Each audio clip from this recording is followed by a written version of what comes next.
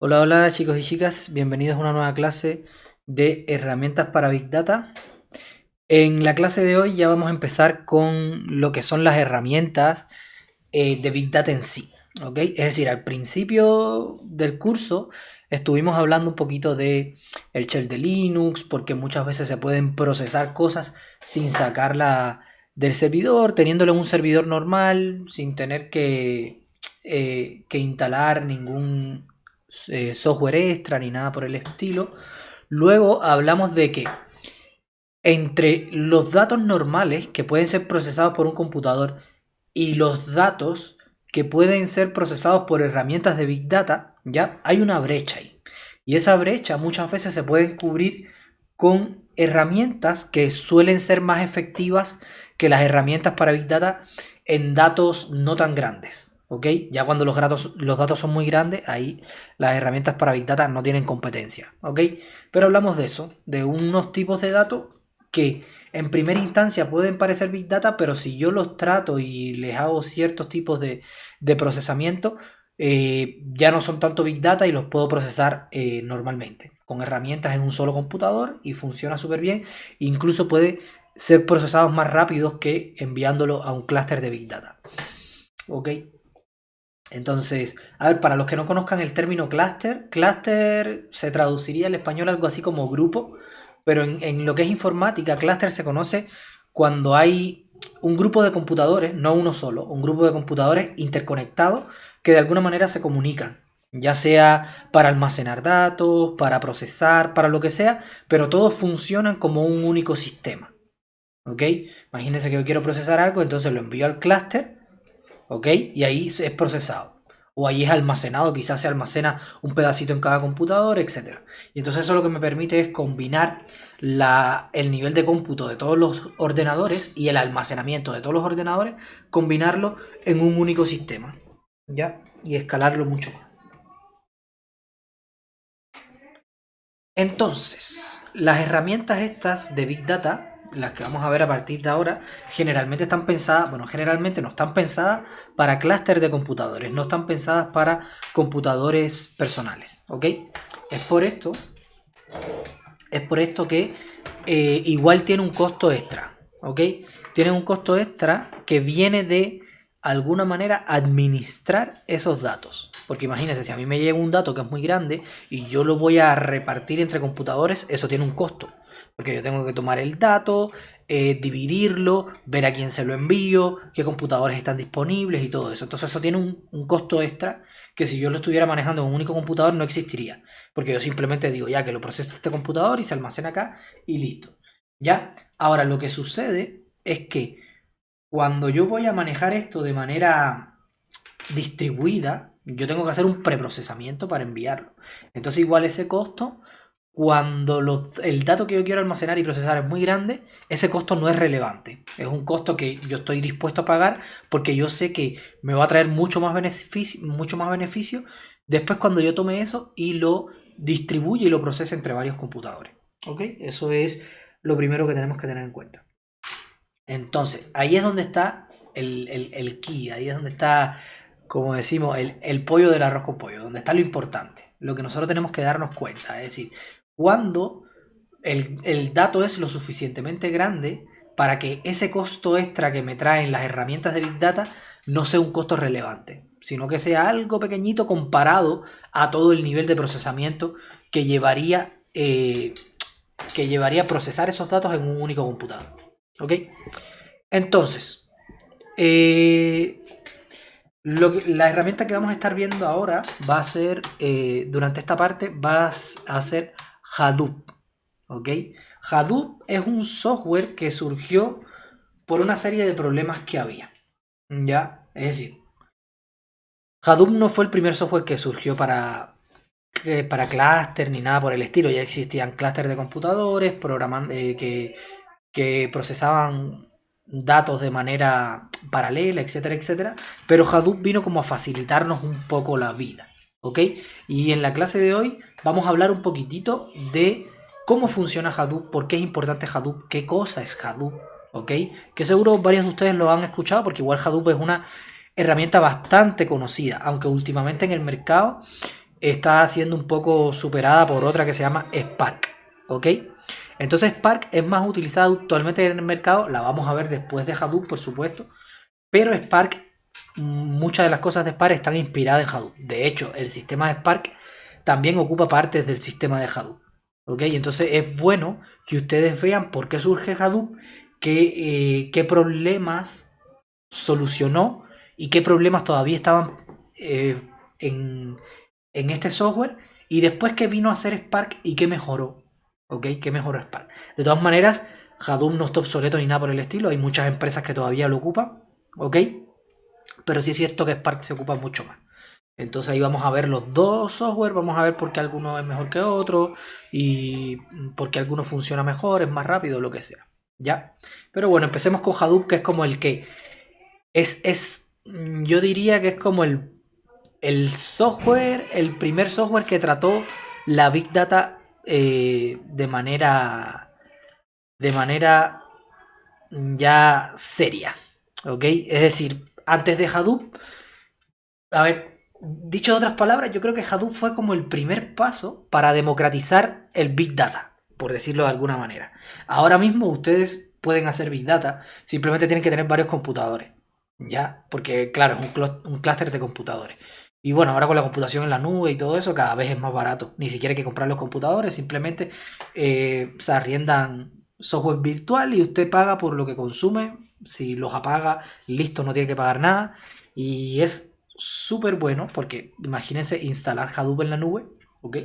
Y listo. ¿Quieren procesar algo grande? Lo procesan y cuando terminen de procesar apagan los computadores y ya no tienen que pagar nada más. Entonces pagan por lo que utilizan en realidad. Entonces esto es súper importante que lo entiendan. Porque antes de Hadoop, el Big Data estaba reservado solamente para los peces gordos del mercado, por decirlo de alguna manera. ¿Ok? Los únicos que eran capaces de hacer Big Data eran Google, Facebook, Microsoft, etcétera, etcétera. Empresas grandes que tenían mucho conocimiento en tecnología, que tenían mucha plata para desplegar una infraestructura así y que en realidad tenían una capacidad para administrarla, etcétera, etcétera. Entonces, por lo general, eran ni siquiera empresas grandes, eran empresas grandes pero gigantes y que tenían mucho conocimiento de tecnología. ¿Ya? Es decir, habían incluso empresas que eran grandes igual, que a nivel de mercado, digamos, eran bien grandes, pero no ocupaban Big Data porque en temas tecnológicos no era su fuerte y como era tan complicado tener un clúster de alto rendimiento, etcétera, etcétera, se les dificultaba mucho la cosa. Entonces vamos a hablar un poquito de eso. Ya, a ver, vamos a ponernos en contexto un poco de lo que es Hadoop. Hadoop es una plataforma escalable para almacenamiento y análisis. Esto es importante. Hadoop permite almacenar datos de manera distribuida. Es decir, yo tengo 5 teras de datos y ahora no lo estoy guardando en un solo computador, sino que, por ejemplo, yo tengo un computador que tiene 500 gigas, otro computador que tiene 1 tera, otro computador que tiene 250, y entonces yo lo que hago es que tomo todos esos computadores, les instalo Hadoop, los conecto entre ellos, ya les creo conexiones SSH, etcétera, y cuando eso está listo, yo simplemente lo que hago es, ya, quiero guardar estos 5 teras. Y si en conjunto todos los computadores tienen 5 teras disponibles, se va a poder guardar los 5 teras. Y entonces como que combina la fortaleza de esos 5 computadores y los mezcla en un gran sistema. ¿Ok? Y análisis. Es decir, eso es almacenamiento y análisis. Porque también no solo aprovecha los discos duros que hay en todos los computadores, sino que también aprovecha todos los procesadores. ¿Ok? ¿Por qué?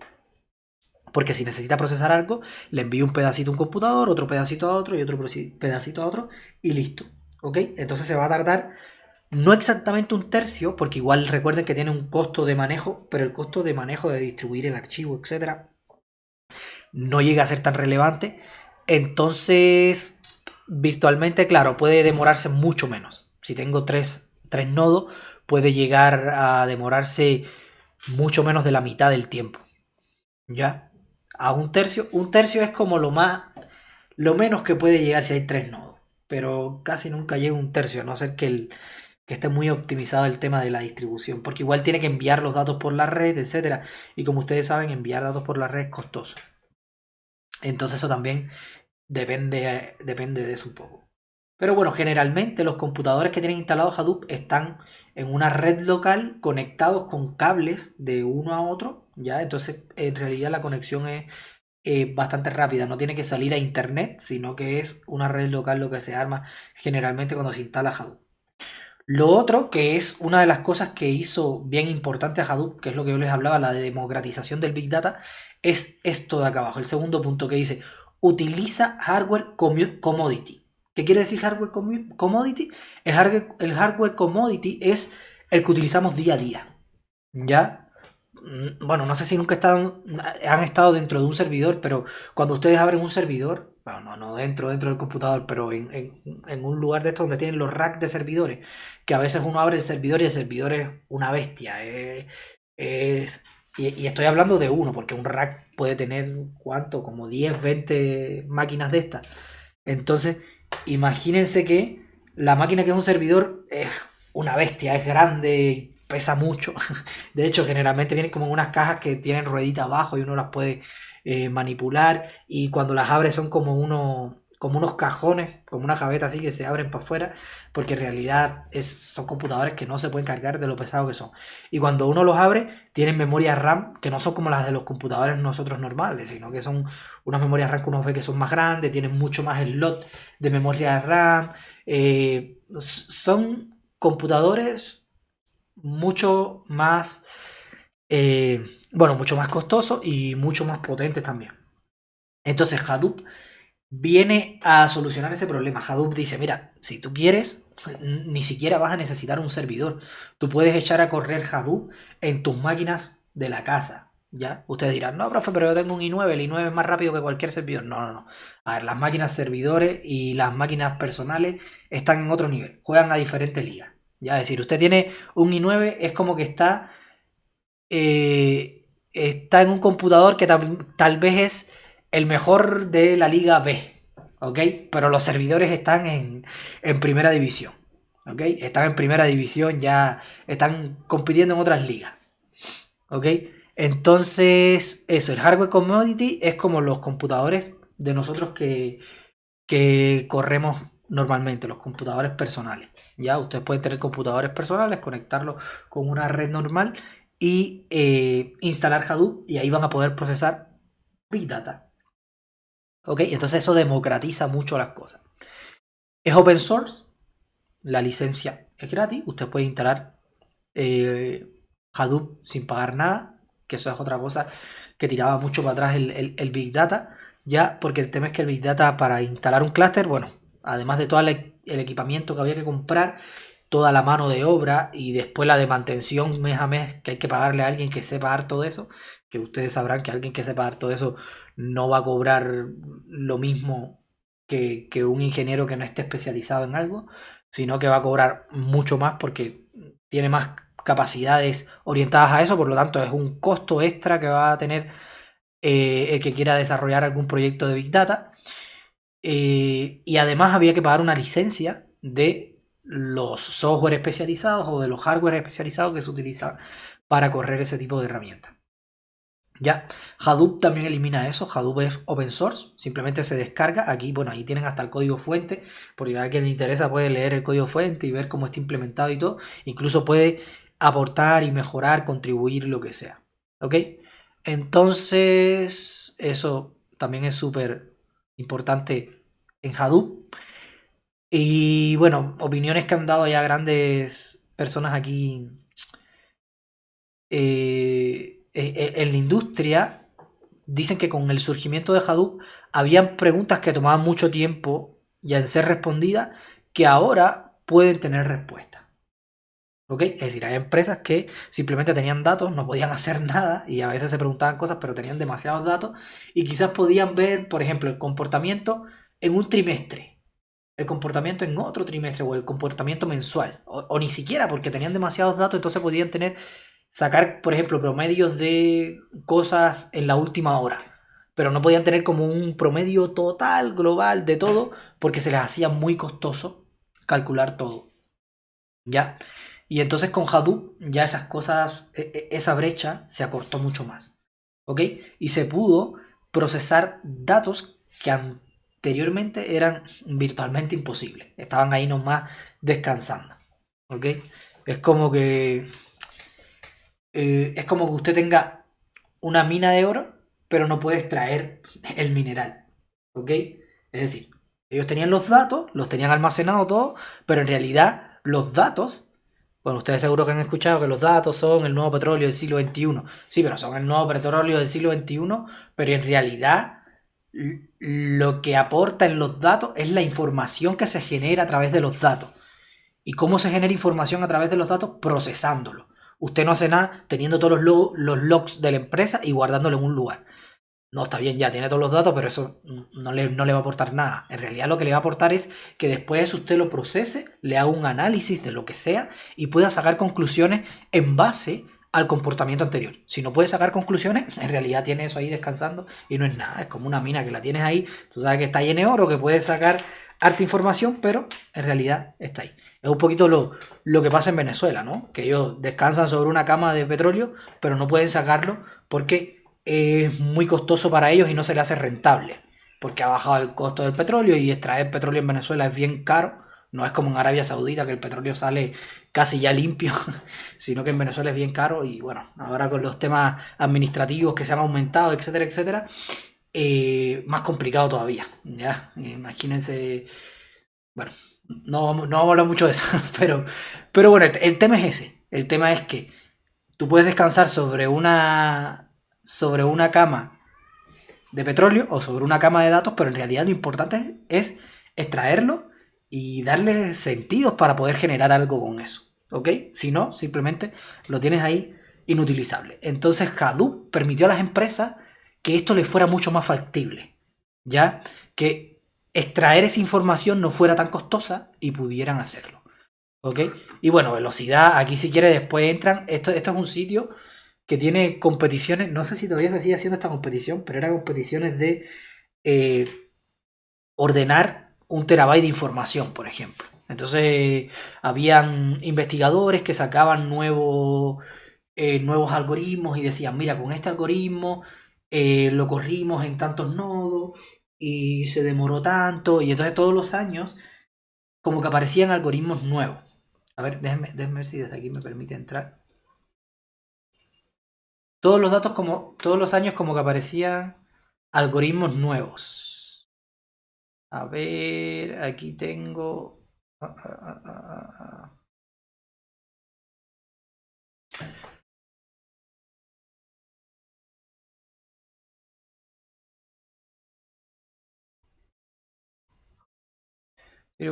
of past storage. Ya, we are happy to... Ya.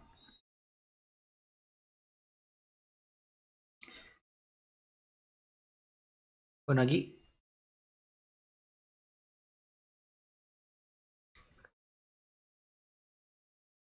Claro, aquí donde dice past winners.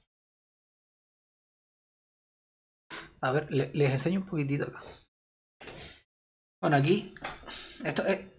Igual estuvo un tiempo parado porque el que mantenía esto, es decir, el que le ponía la plata para hacer este tipo de competición, porque igual se le paga a los competidores, era un señor llamado Jim Gray, que aquí dice eh, que hasta 2007 fue definido primeramente por él ya, y cuando desapareció en el mar en enero del 2007 ya no se pudo seguir, pero después fue continuado por un comité de colegas del antiguo y de ganadores también de otros años, que también pusieron como, eh, han puesto ahí para que esto siga.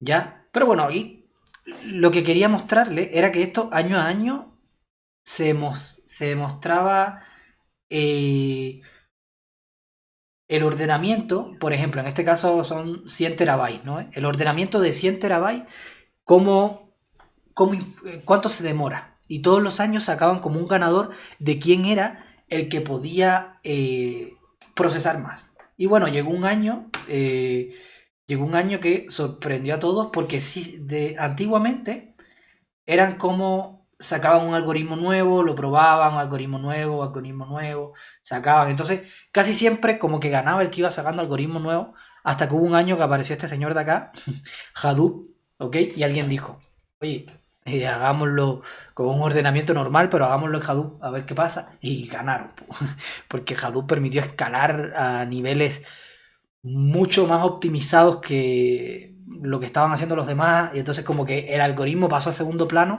y en realidad la optimización que hubo en cuanto a administración de sistemas con la utilización de Hadoop fue mucho mayor. Entonces Hadoop ganó acá, ¿ok? Y bueno, aquí volvió a ganar y ya después ganó Spark en 2014.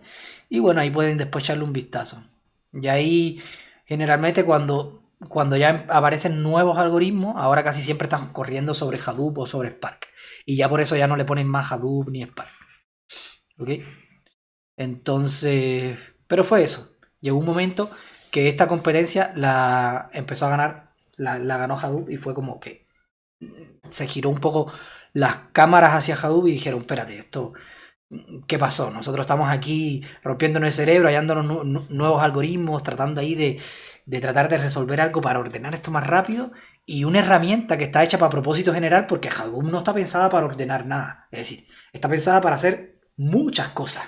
Entonces como que venga alguien y te diga, mira, tú tienes una calculadora que es súper rápido, ok. Ya, yo tengo un computador, que en este computador tú puedes hacer lo mismo que hace tu calculadora, pero puedes jugar videojuegos, puedes minar Bitcoin, puedes hacer videollamadas, puedes hacer todo eso. Y si yo corro lo mismo que estás corriendo tú en mi computadora, va a ir más rápido. Y tú dices, espérate, pero entonces esto tiene que tener algo, ¿no? Porque si puede hacer muchas más cosas y es más rápido que mi calculadora, entonces algo tiene que estar haciendo bien. Y ahí se empezó a popularizar muchísimo Hadoop. Bueno, Hadoop en realidad y vamos a ver ahora el timeline un poquito de Hadoop para que vean todo lo que siguió, lo que fue la creación de Hadoop y por qué se empezó a popularizar y todo. Pero bueno, es para que vean un poco la importancia de la optimización de Hadoop, que no fue menor. Ya la optimización que trajo Hadoop a estos tipos de software no fue menor. Fue algo bien relevante. Aquí hay un ejemplo también de uso, de un caso de uso exitoso, podría decirse, que es Rackspace Email, ¿ok? Que utilizó Hadoop para procesar logs de los correos electrónicos, ¿ya? Y entonces, es como le digo, estos logs usted los puede tener almacenados por años, pero si no le da sentido y no le genera alguna utilidad a lo que usted está haciendo, da igual, ¿me entiende? No va a tener ningún impacto sobre su empresa o sobre su negocio, lo que sea. ¿Ya? Pero bueno, ¿de qué manera la utilización de Hadoop impactó a Rackspace? Es que pudo administrar de mejor forma ya el crear nuevos servidores. ¿Ya? Según los logs que tenía, podía ver en tiempo real cuáles eran los lugares donde más flujo constante había, en qué horarios, etcétera, etcétera, y entonces permitió o permite que vayan escalando por zonas, ¿ok?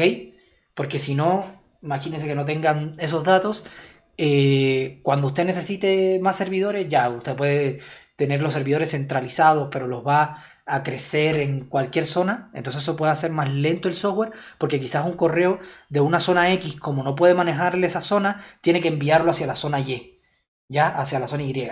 Entonces, generalmente, si usted va a mandar un correo desde la zona X y lo va a enviar a la misma zona X, tiene más sentido que se quede dentro de la zona X porque si no es más costoso.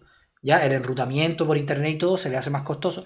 Entonces, es mejor que si se envían mucho más correos en la zona X, aumentar la cantidad de servidores en la zona X y no poner más servidores en la zona Y, que capaz que en la zona Y está funcionando bien, o incluso la cantidad de servidores que tengo son demasiados, tengo que disminuirlo. Entonces, el escalamiento de la cantidad de servidores los maneja gracias a que puede procesar los logs de los correos mediante Hadoop. ¿Ok? Entonces, esto es algo que es importante que hablemos también, porque HPC lleva años realizando procesamiento de datos en gran escala, ya utilizando interfaces de programación como MPI. Bueno, no, MPI es Multiprocessing Interface o algo así, que es como una herramienta que se ocupa, sobre todo yo lo ocupé en C++ una vez. De hecho, para mi tesis de pregrado yo tuve que programar en MPI. porque, claro, paralicé algo y eso. Y MPI es como... Es una herramienta en C++ que parece que incluso viene incluida, porque yo no me acuerdo que tener que haber instalado nada. O simplemente la agregué en algún lado, pero fue bien, bien sencilla. Lo que pasa es que con MPI uno puede ponerle instrucciones al preprocesador, ya para que sepa, al precompilador, perdón, para que sepa qué partes del código tiene que paralelizar y qué partes no. Es decir, delante de un for, uno puede decirle, mira, este for de la iteración 0 a la 50, ejecútalo en un nodo, un procesador, un lo que sea, depende la estrategia de MPI que usted esté utilizando. De la iteración 51 a la 100, hazlo en otro nodo y así, ¿ya? Eso es lo que me permite hacer MPI. En este caso yo lo utilicé en C++, pero me imagino que eh, un, debe ser un paradigma que se ocupa en varios otros lenguajes. Pero bueno, es mucho más utilizado en C++, que permite paralelizar procesos. ¿Ya? Entonces con HPC lo que se hacía es eso, se programaba en MPI, por supuesto hay que tener el manejo de hilos, que no es tan sencillo, como ustedes seguro han visto anteriormente. El manejo de hilos es bien complicado, el manejo de procesos que nos chocan entre sí, todo eso, igual, tema semáforo, etcétera, etcétera, mutex y todo eso. Es bien complejo, bueno, en dependencia hay veces que no, hay veces que con una cola intermedia ahí ya lo resolvemos, pero hay otras veces que no es tan sencillo, porque igual tengo que ver cuál es la manera más sencilla de, de poner, qué sé yo, un semáforo, un mutex o lo que sea, pero que no sea tan costoso, es decir, que me frene la menor cantidad de procesos posible. ¿Ya? Porque si yo pongo, oye, cada vez que vayas a procesar esta parte, entonces ponle ahí un candado y no dejes que nadie más pase, entonces eso me puede crear cuellos de botella si no está bien hecho. Y entonces a lo mejor yo digo, mira, cuando vengan estos tres primeros, si viene un proceso que va a procesar algo en un arreglo y después viene otro proceso que quiera procesar algo en ese arreglo que sea vecino de lo que se está procesando, entonces ponle un candado. Pero si vas a procesar algo que no sea vecino de lo que está procesando, da igual, dale, procésalo sin problema. ¿Ya? Entonces, ese tipo de cosas no es tan straightforward, podría decirse, no es tan sencillo, no es, a veces hay que hacer un buen diseño de eso y también su implementación no es tan fácil de hacer. Entonces, igual MPI, depende de lo que quieran hacer, puede ser fácil o puede ser no tan fácil, en dependencia de cuán complejo sea el sistema que usted quiere desplegar. Otra cosa es que la forma de trabajo es distribuir la tarea entre un clúster de máquina que posee un sistema de archivos común, usualmente mediante SAN. SAN es Storage, no me acuerdo qué era, pero era Storage Network, es como almacenar cosas en la red, ¿ok? Es decir, generalmente el HPC almacena algo en un sistema distribuido que se puede conectar a través de la red, ¿ok? Cuando yo quiero almacenar algo en ese sistema, yo lo envío el dato a través de la red y se guarda en algunos nodos que están pensados para eso, para almacenamiento nomás, ¿ya? Entonces por eso la comunicación de red tiene que ser súper rápida en HPC, ¿ya? Bueno, HPC, el concepto de HPC es eso, por eso es que hacer un clúster de HPC es tan caro, porque en realidad la red tiene que ser súper rápida, el router tiene que ser súper rápido y, por supuesto, una red rápida y un router súper rápido es más costoso que un router normal. Entonces, por eso es bien costoso tener un clúster de HPC. ¿Ok? Este proceso es muy sensible al ancho de banda de la interconexión entre máquinas. Es importante eso. Si usted está almacenando cosas en la red, imagínese si guardar cosas en el disco duro a veces es lento, ¿no? En dependencia del tamaño de los datos. Imagínense en la red. Ya también es más lento todavía, con un cable de red de estos convencionales. Entonces, lo que se ocupan no son cables de red convencionales cuando hablamos de HPC. ¿Ya?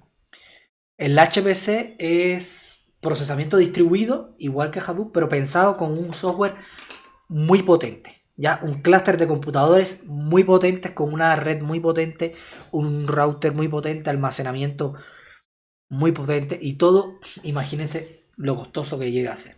¿Ya? Por ejemplo, esto podría ser un ejemplo aquí de HPC. Aquí donde dice Parallel File System es donde se almacenan los datos. Entonces estos son computadores que almacenan datos de manera paralela, tienen que ser muy rápido, y una red de alta velocidad.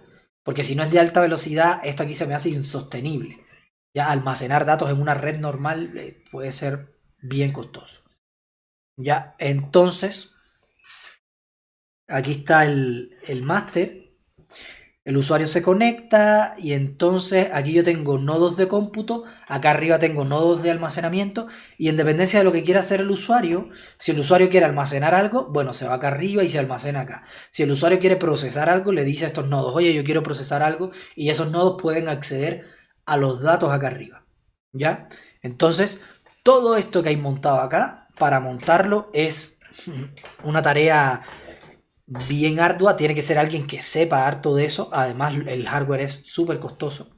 Y hace muchos años esto era lo único que había, es decir, o lo tomas o lo dejas si quieres procesar Big Data. Entonces la gente decía, ok, yo sé que de los datos que yo tengo puedo sacarle harto provecho, pero no sé, me va a costar tanto sacarle provecho y después el provecho que le voy a sacar no lo voy a rentabilizar tanto como en lo que me va a costar, por lo tanto ahí dejo los datos por si acaso en un futuro los puedo procesar, ¿ya? Pero claro, esto estaba reservado a las grandes empresas. Incluso fíjense si era complicado llevar a cabo esto, que hay empresas que centraron su modelo de negocio en establecer clústeres de HPC, como es el caso del lustre. ¿Ok? Los servidores estos lustres, ¿ya? Bueno, no son servidores nada más, son muchos equipos diferentes, pero bueno, lo que se encargan es de eso, de automatizar un HPC de alguna manera. Entonces, si usted quería un HPC, se compraba un lustre Metadata Server, un lustre Object Storage Server, que todos son lustres, por supuesto, si se compra un Storage Server y después alguien de la competencia y el lustre a lo mejor no le era compatible, etcétera, etcétera. Entonces, todas estas cosas, bueno, también hay lustre IB Client Supercomputers, eso también era propietario de lustre, tenían que comprárselo a ellos. Y bueno, todavía hay lustre. Entonces, si usted quería hacer un clúster de alto rendimiento con las cosas de lustre, venía algún experto en lustre y usted también tenía que comprar todos estos hardware a lustre y quizás pagar una licencia por el tema de utilización o simplemente de ¿cómo se llama? De mantenimiento, de que le puedan hacer consultas, etcétera, etcétera. Entonces, era bien, ¿cómo se puede decir? Aristocrático o algo así, que solamente tenían acceso a esto unos pocos, ya, no sé si aristocrático es la palabra, pero era como bien sectario el uso de Big Data, ¿ok? Entonces Hadoop vino y cambió la historia. Hadoop dijo, mira, ¿sabes qué? Yo te voy a permitir a ti de que tú con lo que tienes ahora, con los servidores que tienes ahora, que igual no son, tampoco es que los servidores que habían eran tan malos, ¿ya? Lo que sí es cierto que para hacer grandes niveles de cómputo no estaban muy optimizados.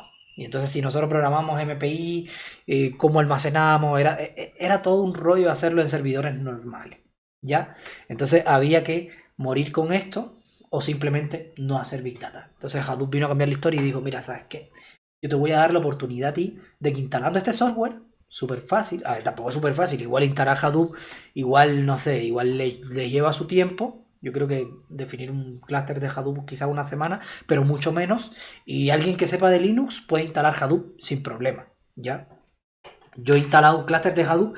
La primera vez me costó, pero sobre todo por las conexiones SSH entre los computadores, etcétera, etcétera. No porque instalar Hadoop fuera difícil. Instalar Hadoop me llevó que 5 minutos en un computador. Pero claro, después tienes que establecer la conexión SSH, comprobar de que este tiene acceso a aquel, distribuir las claves, etcétera, etcétera. Y eso, la primera vez que uno lo hace, si no ha trabajado mucho con este tipo de herramientas, quizás le cuesta un poco. Pero ya después que tú lo haces una vez, te sale. Ya, aparte, como es open source, en Stack Overflow está lleno de gente que les han pasado cualquier tipo de problema y todos tienen solución. Entonces, eso es otra ventaja de las open source, que tienen una comunidad por detrás que no necesita estar dependiendo de una empresa a que los atiendan y les dé, ya te voy a enviar un técnico y el técnico que sabe te dice, ya está solucionado y tú no sabes ni cuál era el problema ni qué pasó por detrás, ya, simplemente sabes que se solucionó. Entonces, Hadoop no. Hadoop tiene toda una comunidad de gente incluso que eh, desarrolla para Hadoop porque quiere desarrollar simplemente y le gusta, no gana ninguna plata con eso. Y entonces, mucha gente que está abierto a compartir su conocimiento y eso es lo bonito del open source, ¿no? Entonces, nada, Hadoop permitió democratizar esto. Democratizar y decir, mira, aquí lo que está faltando es hacer esto mucho más sencillo y a mucho menor costo. Entonces, hagamos un hardware que se puede instalar en los servidores que hay ahora y que no le complique tanto la vida al programador ni al administrador de servidor ni nada. Que simplemente sea instalar una aplicación como las tantas que instala, configurarla y listo. Y que puedan simplemente a través de una interfaz correr código distribuido y almacenar de manera distribuida mucho más fácil y que todo lo demás se haga de manera automática por debajo. ¿Ya? Entonces, hablemos un poquitito de la historia de Hadoop. Este señor que se llama Doug Cutting, ya Doug Cutting y Mike Caffarella, estos dos señores empezaron a trabajar en una solución para esto mismo. Ellos se dieron cuenta y dijeron, mira, ¿sabes qué? Esto es un mercado bien grande que le está dando grandes profits a ciertas empresas, entonces no hay mucha intención por democratizar esto, entonces tenemos que dar un paso al frente y ellos se pusieron a trabajar por su cuenta y empezaron a desarrollar una herramienta que se llamaba Natch, ¿ok? Entonces Natch lo que quería era eso, poder correr un sistema distribuido, pero que fuera súper fácil, que no hubiera que estar trabajando con socket y bueno, no sé si han programado alguna vez un sistema distribuido, pero hay que trabajar con socket y ver el tema de conexión, de que si el puerto está abierto y muchas veces la gente se da por lo fácil y dice, no, ya, desactive el firewall de Windows y eso no es una buena idea nunca desactivar un firewall, ¿ok? Entonces si el firewall está ahí es por algo. Entonces, cuando usted tiene que correr un sistema desactivando un firewall es porque ahí algo está fallando. Entonces, quizás tiene en realidad que abrir el firewall para ese puerto específico, etcétera, etcétera. Y entonces, todo ese tema de administración, que quizás son pequeñas cosas, que en sí cada una no es tan difícil de aprender, pero esas pequeñas cosas se van sumando y crean un trabajo administrativo que es más o menos grande. Entonces, el tema de eso, establecer las conexiones de red, instalación, incluso la programación del sistema, porque hay que programarlo basado en socket. Entonces lo que pasaba era que tú llegabas a una empresa, tenían un sistema distribuido y tú tenías que ver los que lo desarrollaron, en qué estaban pensando cuando lo desarrollaron, porque cada uno puede programar a su manera. Y quizás ellos crearon, qué sé yo, un servidor central con el que se comunicaban todos, o quizás hicieron una red peer-to-peer, donde cada nodo pedí información al otro, no sé, cada uno lo hacía de manera diferente, entonces ahora leerte la documentación, ver cómo lo programaron, ver qué hicieron por detrás, etcétera, etcétera. Entonces, cada empresa era un mundo diferente.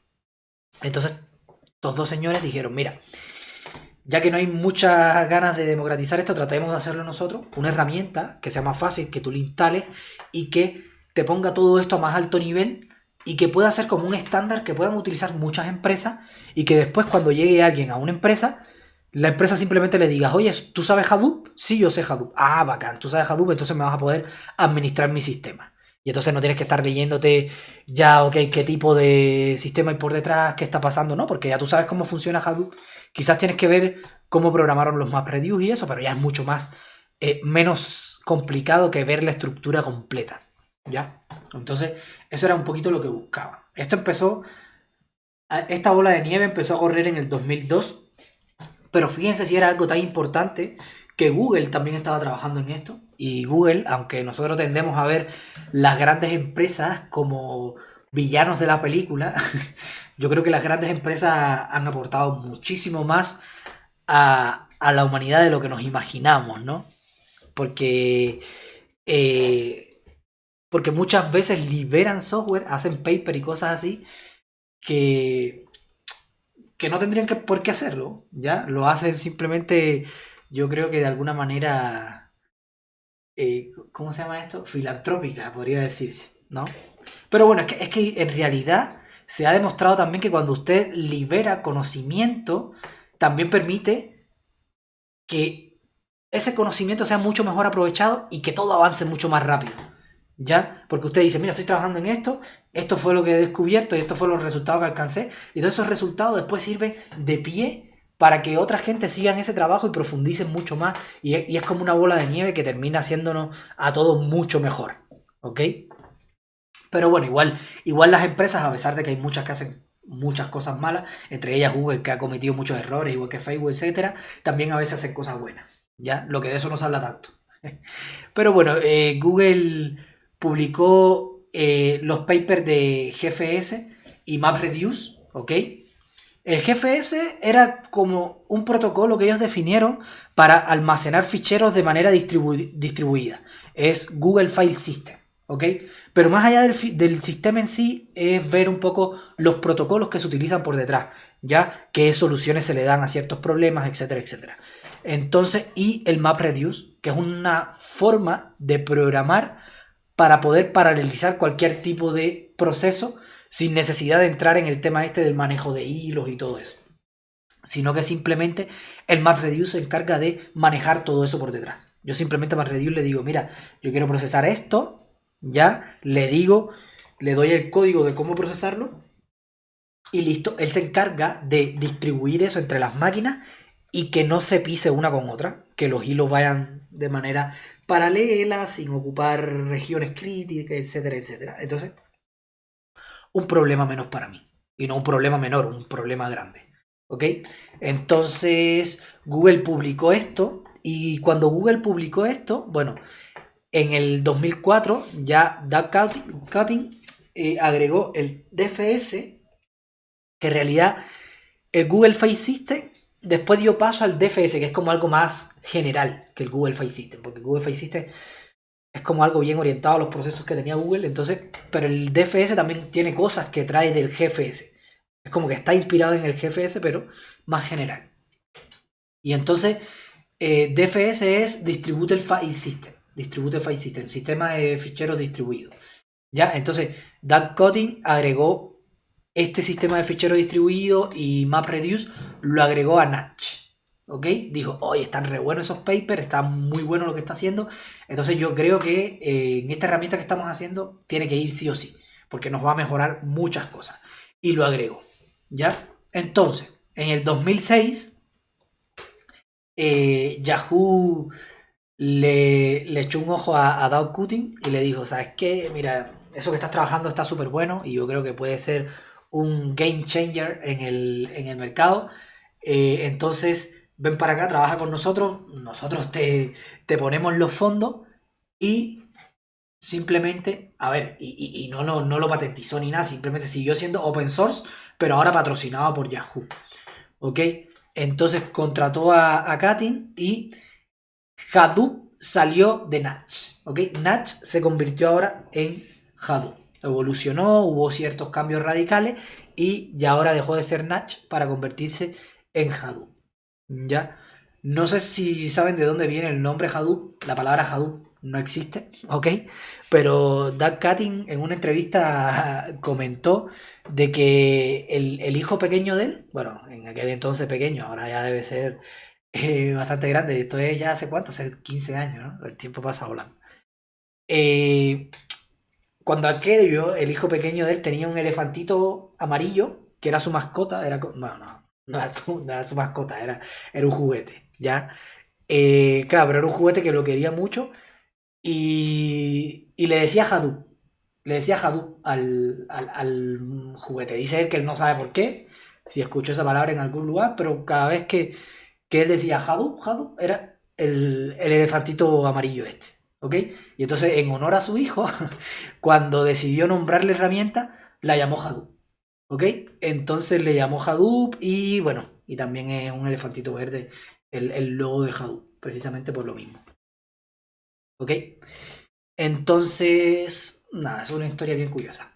Entonces, ya, Hadoop ahí ya empezó a tomar fuerza, ya cuando hay un grande tecnológico atrás de ti, ya como que se viran muchas más miradas hacia ti y te dan mucho más peso, porque estás respaldado por uno de los pesos pesados, entonces dicen, ok, esto algo bueno tiene que tener, y entonces ya hay empresas que empiezan a mirarte, porque claro, si un gigante de la tecnología te acogió bajo sus alas, es porque algo estás haciendo bien. Y entonces otras empresas que no son tan tecnológicas ya empiezan darte espacio, ¿no? Entonces, por ejemplo, el New York Times en el 2007, ya estos fueron hitos que fueron sucediendo uno tras del otro, que fue como que la comunidad completa empezaron a pasar cosas que decían, ya, pero ¿cómo? Si esto era imposible procesar hace 3 años y ahora se está haciendo con un software que te permite instalar súper fácil y no sé qué.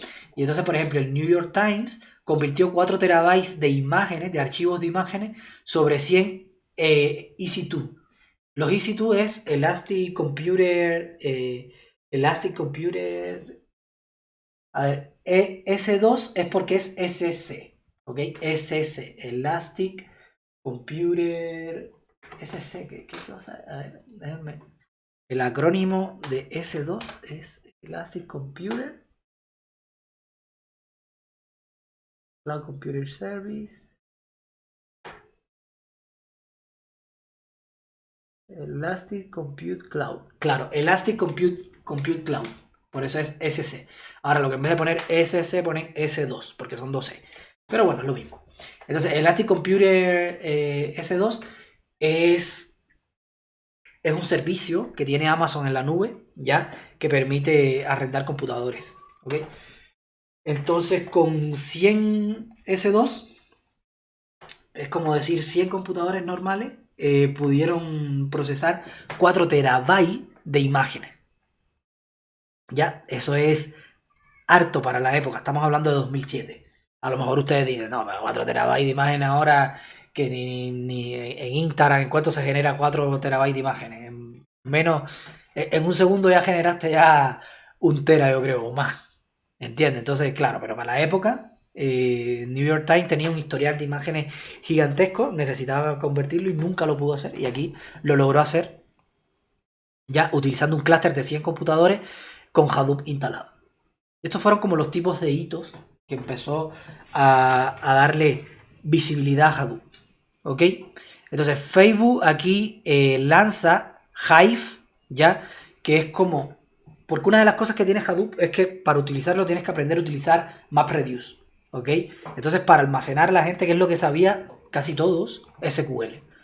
Entonces Facebook dijo, ok, mira, para reducir un poco la brecha, vamos a crear una capa encima de Hadoop que permita tomar el SQL y convertirlo a tareas de MapReduce, ¿ok? Y precisamente eso es lo que hace Hive. En Hive yo puedo poner una consulta SQL, esa consulta SQL se convierte en un proceso MapReduce y ese proceso MapReduce corre en un clúster de Spark. Entonces con SQL puedo procesar cosas, paralelizar cosas y puedo almacenarla de manera paralela y puedo procesarla de manera paralela.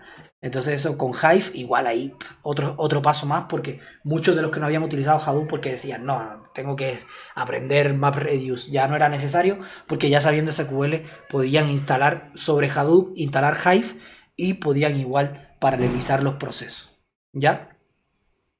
Y aquí es donde viene esto que yo le estaba hablando, en el 2008 se ordenó 1 terabyte, ¿ya? De la manera más rápida hasta el momento. Es decir, fue un récord histórico hasta ese momento. 1 terabyte de información se ordenó en 3.5 minutos, ¿ya? Sobre 910 nodos, ¿ya? Es decir, fue igual otra cosa que giró los ojos hacia Hadoop, ¿ok? Ahora, Hadoop, lo que seguía teniendo, a ver, nos quitó muchos problemas encima, porque ya ahora instalar Hadoop no es, administrativamente no es tan complejo, pero igual era complejo, no era así como, ya tengo Hadoop y voy a correr el proceso y listo, no, igual había que saber un poco. Y entonces ahí surge Cloudera, y el centro de Cloudera es como, ellos venden un producto donde te instalan, donde viene instalado Hadoop con muchas dependencias y ya viene todo así como preconfigurado, podría decirte. Y entonces, como que todo es mucho más fácil de instalar a través de Cloudera. ¿ok? De hecho, y también ahora ellos dan como certificaciones de Hadoop, de Spark, etcétera, etcétera. De hecho, la máquina virtual con la que vamos a estar programando en Hadoop y la que vamos a estar utilizando y todo eso, las proveen ellos para que uno vaya entrenando y las pruebe, etcétera, etcétera. Y son unas máquinas virtuales que ya traen Hadoop instalado dentro, ¿ok? Entonces, Cloudera fue fundada en el 2008, precisamente eso, para hacer más fácil todavía Hadoop. Y bueno, aquí, si se fijan, un terabyte fue ordenado en 62 segundos en el 2009, otro récord más, porque en realidad Hadoop puede ser escalable hasta el infinito mientras tengan para poner más nodos, ¿ya? Entonces, en este caso ahora fueron 1460 nodos, ¿ya?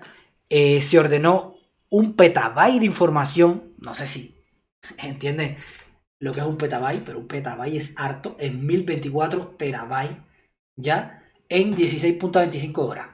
Ya 16.25 horas no es nada, es menos de un día, ¿ya? Y un petabyte de información es harto. Entonces imagínense en el 2009 poder hacer eso, es decir, estamos hablando hace, ¿cuánto? 12 años. Imagínense en ese momento poder hacer eso, un petabyte, que, que cuando aquí hay un tera de información era harto, ya, ahora no tanto, pero cuando aquello un tera de información era harto, imagínense en aquel entonces que un tera de información era harto, poder procesar 1024 teras en menos de un día. Era como, ¿what? Esto es magia, ¿qué tipo de brujería está haciendo esto por detrás? Y entonces, claro, ahí ya Hadoop se hizo viral, se podría decir, y ya fue acogido por la comunidad y fue utilizado por muchas grandes compañías y bueno, Hadoop hoy en día es lo que es, ¿no? Es el padre de la Big Data tal cual lo conocemos. Entonces, bueno, ahí en 2009 se creó el Hadoop Summit, donde era una conferencia que habían charlas de Hadoop, podían atender, ver cuáles eran los cambios que habían, porque Hadoop, como es open source, sigue mejorándose a través del tiempo, ¿no? Y aquí en el 2009, de Doug Cutting, ya, que fue este señor que creó Hadoop, se junta con Cloudera y empieza a trabajar con Cloudera. Y esa fue el camino que llevó a Hadoop a la fama. ¿Ok? Bueno, y ahora Hadoop es una herramienta asentada y que la ocupan muchísimas compañías, bien reputada la herramienta, y ya todos saben que es bueno, que es seguro, que es de todo, ¿ya? Pero bueno, tuvo que pasar por todo este proceso para llegar a ser lo que es hoy en día. ¿Ok? Y todo porque estos dos señores algún día quisieron sentarse y crear este software, porque así. ¿Ya? Entonces, igual hay héroes que no llevan capa, como dice el dicho. Entonces, ¿por qué Hadoop es importante? ¿Por qué Hadoop es importante? Bueno, primero, tiene la habilidad de almacenar y procesar grandes cantidades de datos variados, que es otra, ¿ya? Esto permite que es el surgimiento de nuevas tecnologías, por ejemplo, como el Internet de las Cosas, ¿ya? Imagínense, sin herramientas como Hadoop o como Spark, el Internet de las Cosas no fuera posible, porque imagínense la cantidad de datos. Bueno, todavía no llegamos a un mundo totalmente conectado al Internet de las Cosas, pero no por un problema de que no tenemos el software ni el hardware. El software y el hardware lo tenemos, bueno, hasta un punto. Pero lo que está faltando ahora mismo es la interfaz de la red, ¿ya? Y yo creo que en un año, 2 años eso va a estar listo, porque ya el 5G está llegando, y el 5G precisamente es lo que falta ya para que Internet de las Cosas despegue. Ya Internet de las Cosas existe, y en varias casas lo hay, ¿no? Hay computadores conectados, hay refris conectados, hay cosas conectadas, pero todavía falta un salto definitivo, ¿ya? Que es tener una red súper veloz, ¿ya? Porque imagínense que usted tenga el computador, el refri, la tele, todo conectado a la red, pero de pronto se ponga súper lenta la red porque hay 200 dispositivos en su casa. Y cuando digo 200 dispositivos en su casa, ahora ustedes dirán, profe, está exagerando, ¿cómo 200 dispositivos? A ver, cuando lleguen Internet las cosas, en 10 años más se van a acordar de mí. Van a tener 200 dispositivos de verdad conectados. Van a tener marcos de fotos que van a estar conectados a la nube, ya que ni siquiera va a ser con un USB. Van a estar conectados a la nube, van a tener un IP, protocolo de red y todo, y van a tener un mini procesador en el cuadro. Ya, van a tener luces conectadas, que ya las hay, pero bueno, más todavía. Entonces, imagínense 200 dispositivos, que claro, el consumo de red es corto, pero 200 dispositivos son 200 dispositivos, ¿ya? Entonces, eso, pues. Imagínense un sofá inteligente que según su estado de ánimo o las almohadas sean más suaves o más duras, porque igual cuando usted está más relajado le gusta tener el cojín del sofá más suave, y entonces el cojín del sofá aprende en dependencia de, no sé, de su estado, cómo tiene que estar. No sé, hay cosas bien que pueden ser bien fantasiosas ahora, pero puede ser que cualquier cosa esté conectada a internet en un futuro, ¿ya? Incluso hay quien dice que va a llegar pintura inteligente y que incluso hasta los muros van a poder estar conectados a internet, no sé. A mí, ahora, yo desde mi desconocimiento, me parece bien fantasioso, pero hay tantas cosas que hace 10 años me parecían fantasiosas y que ahora están solucionadas, que yo creo que puede pasar. Y entonces, eso, los autos, todo va a estar conectado a internet, ¿ya? Y no solo a través de una antena, sino a través de varias. Entonces eso es importante. Pero bueno, Hadoop fue un paso importante para que esto fuera posible. Es decir, ahora ya estamos en el 2021, a las puertas ya de la entrada al Internet de las Cosas. Ya, bueno, ya estamos adentro del Internet de las Cosas, pero todavía estamos ahí como, ahí en el marco de la puerta, entrando un poquitito, pero lo que nos espera son grandes cosas todavía. Pero claro, nos falta todavía el 5G. Bueno, el 5G o Starlink o lo que llegue ya, pero claro, nos falta internet, internet en dispositivos móviles, podría decirse. Ya que no necesiten cable, sino que se puede conectar a través de antena. Entonces, eso es bien importante. Entonces, Hadoop brindó su gran parte a todo esto que va a pasar ahora. Y bueno, y todo lo que está pasando. Ya en la parte de almacenar y procesar grandes volúmenes de datos. ¿Ok? Además, el poder de cómputo, porque el modelo que tiene Hadoop permite el aumento de la cantidad de nodos, la escalabilidad de los nodos, ¿ya? Y alcanzar un poder de cómputo. La única, el único pero que nos pone Hadoop es, mira, si quieres procesar más datos, bueno, entonces necesitas más nodos. O necesitas nodos con más disco duro, con más procesador. No sé, en dependencia de lo que quieras hacer. Pero necesitas más nodos. No tienes que administrar nada nuevo ni nada. ¿Ok? Tú simplemente tomas el nodo, instalas Hadoop, lo conectas a la red local que tienes con Hadoop y que tenga visibilidad hacia los demás nodos para que se puedan comunicar y listo. Ya no tienes que hacer nada más. Es como muy fácilmente de escalar. ¿Ya? Es muy fácil de escalar. Por lo tanto, eso permite que el poder de cómputo ya no sea tanto un problema. ¿Ok? Y lo otro bueno que tiene Hadoop es que tienes tolerancia a fallo. Cuando yo almaceno un dato, el dato se almacena en pedacitos, en bloques. Y por defecto estos bloques, aunque yo en Hadoop todo puede ser configurable.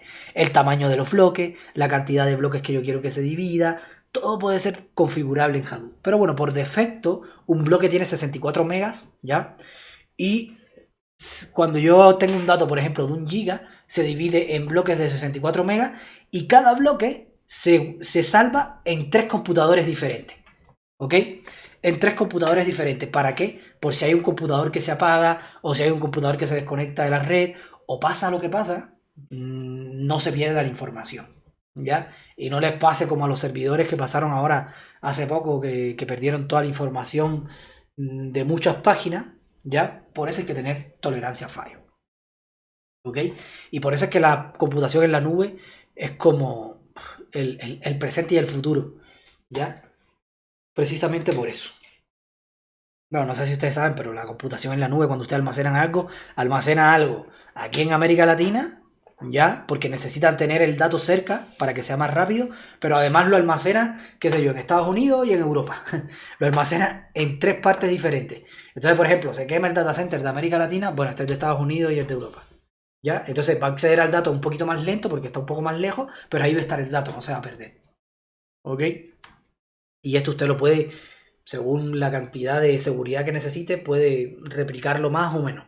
Lo que claro, mientras más réplicas que tenga, un poquito más caro porque va a necesitar ocupar más espacio. Ya, pero bueno, Hadoop por defecto esto lo tiene implementado por detrás. ¿Ya? yo puedo tomar y decirle, mira, yo quiero que esto se guarde en 3 nodos diferentes.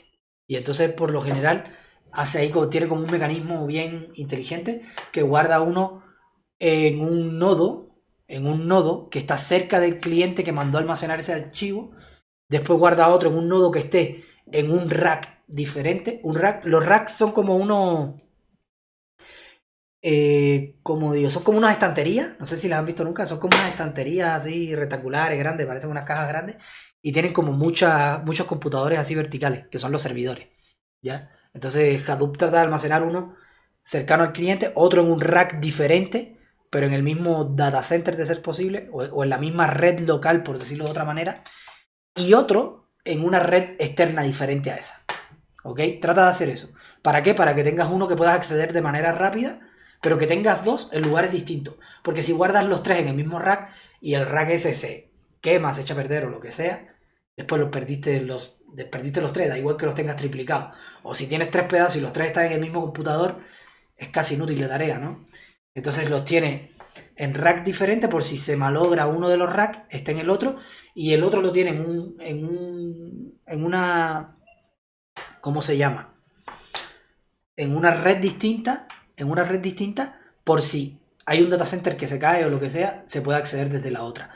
Ahora, esto es en el caso de que yo lo haga así como distribuido entre diferentes redes y eso. Pero si yo lo hago en una red local, él, claro, se las arregla de cierta manera. De hecho, si yo corro Hadoop en una única máquina, él va a triplicar el bloque y lo va a guardar en la misma máquina. Es decir, Hadoop lo trata de hacer si tiene disponibilidad. Si no, bueno, se las ingenia como puede. ¿Ya?